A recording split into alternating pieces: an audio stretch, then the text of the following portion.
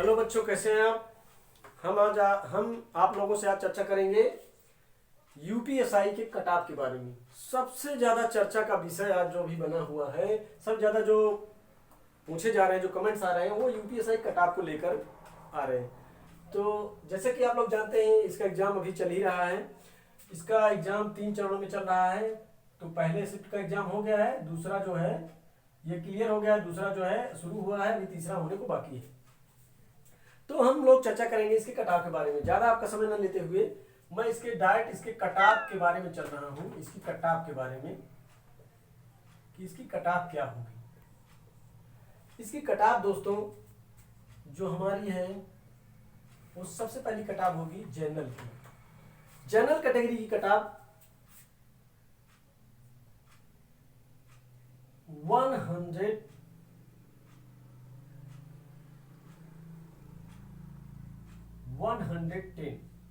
जो जनरल में 110 पाएगा वो ये मान के चलिए कि क्वेश्चन की बात, वो नंबर ऑफ क्वेश्चन की बात हो रही है कि कितने क्वेश्चन अटेम्प्ट करता है। अगर कोई 110 क्वेश्चन अटेम्प्ट कर लिया और जनरल कैटेगरी का है और उसको पूरा नॉर्मलाइजेशन होके उसका जो है 110 नंबर अगर बनता है और जनरल कैटेगरी में है, तो ये समझ लीजिए कि वो खतरे के निशान को पार कर गया है, उसका फाइनल सिलेक्शन होना तय। अगर जनरल कैटेगरी में ही अगर 110 पाता है तो उसका फाइनल सिलेक्शन होना तय है। अब आते हैं हम ओबीसी की चर्चा करते हैं। ओबीसी कैटेगरी वालों के लिए ओबीसी कैटेगरी जो है वो जनरल से बहुत ज्यादा डिफरेंट नहीं हो रहा। आजकल देख ही रहे हैं आप, कई एग्जामों में देखने को आपको मिलेगा कि ओबीसी में जो है बहुत घमासान है। तो ये कटाव बहुत ज्यादा नीचे जाने वाली नहीं है, ये बहुत ज्यादा नीचे जाने वाली कटाव नहीं, 105 से लेके 108 के बीच होने वाली है। 105 से लेके 108 तक होने वाली है। और इस कैटेगरी में भी अगर कोई लड़का 110 ला लेता है तो निश्चिंत हो जाए, उसका होना तय है। अब आगे हम बात करते हैं, अब हम आगे बात करेंगे आप लोगों से एससी के बारे में। एससी की जो कैटेगरी, एससी कैटेगरी की जो कटाप आएगा वो भी बहुत ज्यादा नीचे होने वाला नहीं है। वो मान के चलिए कि 95 से लेकर 105 तक। लेकिन अब इसमें हम 2 क्यों लिखते हैं? इसमें हम 2 इसलिए लिखते हैं कि ये जो है इसी के आसपास, इसके अंदर और इसके अंदर रहेगा और इसके बाहर जाने वाला नहीं। तो ये चीज चूंकि ये संभावित कट ऑफ है, इसके बाहर जाने वाला नहीं है, इसी में आपको देखने को मिलेगा। और ये जो एसटी की कट ऑफ है, इसमें अगर कोई 95 ला लेता है तो उसका फाइनल सिलेक्शन क्या है? फाइनल सिलेक्शन उसका पक्का है। ये हो गई हमारे दोस्तों एसटी की बात। और अब हम जो एक लास्ट में चर्चा करने चल रहे हैं उसको हम चर्चा कर रहे हैं। क्यों लास्ट में? क्योंकि ये बना भी लास्ट में है, इसीलिए हम इसको लास्ट में रखेंगे।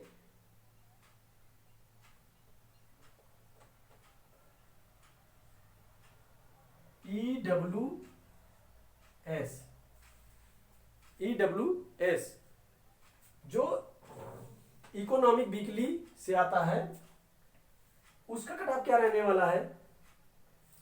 उसका कटाव बहुत, ये मान के चलिए कि ओबीसी की सिचुएशन से कई गुना ईडब्ल्यूएस की कटाव कई मायनों में बेहतर होने वाली है। इसका फायदा बच्चों को मिलने वाला है।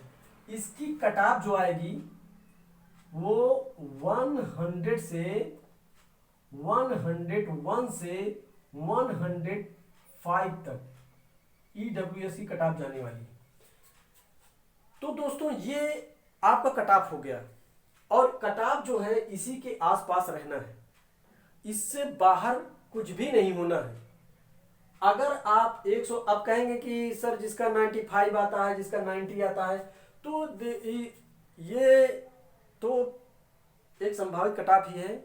जिसका 95 आता है उसके लिए चांसेस कम रहेंगे, ये मान के चलिए। लेकिन अगर 95 कहीं इसमें, अगर मान लीजिए इसमें 95 कोई लाता है और यहाँ कोई 100 के आसपास जनरल कैटेगरी में पहुंचता है और यहाँ कोई 95 या 98 तक आता है, तो उसके चांसेस रहेंगे, लेकिन 100% श्योर नहीं है। लेकिन जो ये कटाप मैं दिया हूं, ये कटाप 100% श्योर है कि उसका होना तय है, उसे कोई हटा नहीं सकता फाइनल सिलेक्शन से। और ये चीज जान लीजिए कि आप अगर 95 भी कोई ला लेता है तो फिजिकल दे लेगा, लेकिन सिलेक्शन फाइनल होना ये उसके फिर भाग्य की बात ही, वो भाग्य की ही बात होगी। तो दोस्तों ये रहा आपका कटाप। और हम इसके आगे जब चर्चा करेंगे तो थोड़ी सी चर्चा और करेंगे, एक 5 मिनट का टाइम और आपका लेंगे। अभी जो एग्जाम चल रहा है उसके तरह तरह की वीडियो आ रहे हैं, तरह तरह के वीडियो आ रहे हैं, और बच्चों में तरह तरह की भ्रांतियां फैली हुई। तो उस एग्जाम को लेकर आप डरे नहीं, उसमें आपको सावधान रहना है। किससे सावधान रहना ये बता रहे हैं। सावधान ये रहना है कि एग्जाम में आपको ये देखना है, सबसे पहला काम सभी विषयों में आपको क्या होना है, पास आउट होना है। सभी विषयों में आपको क्या होना है, पास आउट होना है। किसी भी कंडीशन में आपको सभी विषयों में पास आउट होना है। अब पास आउट होने के लिए आपको लाना कितना है, 35%। और 35% बनता कितना है, कम से कम आप 14 क्वेश्चन किसी भी तरीके से 14 क्वेश्चन आपको सही लेके आना है।